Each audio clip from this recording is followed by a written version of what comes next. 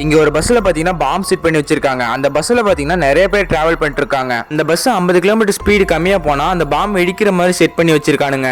அதை தெரிஞ்சுக்கிட்டு நம்ம ஹீரோ என்ன பண்றான்னா ஒரு சின்ன வண்டி மாதிரி எடுத்துக்கிட்டு அதை ரோப் மூலியமா இன்னொரு வண்டியில கட்டி அந்த பஸ் கடியில அவர் கொஞ்சம் கொஞ்சமா போக ஆரம்பிக்கிறாருங்க. அதை பார்த்து அந்த பஸ் ஓட்டிட்டு வந்த பொண்ணு என்ன பண்றான்னா ஹீரோ அந்த பஸ் கடியில போறதுக்கு ஹெல்ப் பண்றாங்க.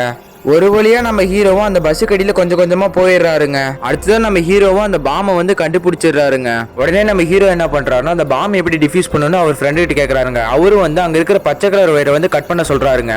அதை கேட்டு நம்ம ஹீரோவும் அந்த வயரை கட் பண்ண போறாருங்க.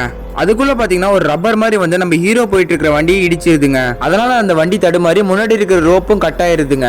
அந்த ரோப்பு கட் ஆனதுனால அந்த வண்டியும் பஸ் டயர் கடியில போய் மாற்ற மாதிரி போயிருதுங்க. அதனால அவர் என்ன பண்றாருன்னா அந்த பஸ்ஸோட ஃபியூல் டேங்க கத்தியால குத்தி அதை டைட்டா புடிச்சிக்கிறாருங்க. வண்டியும் பாத்தீங்கன்னா பஸ் டயர் கடியில போய் நசுங்கிருதுங்க.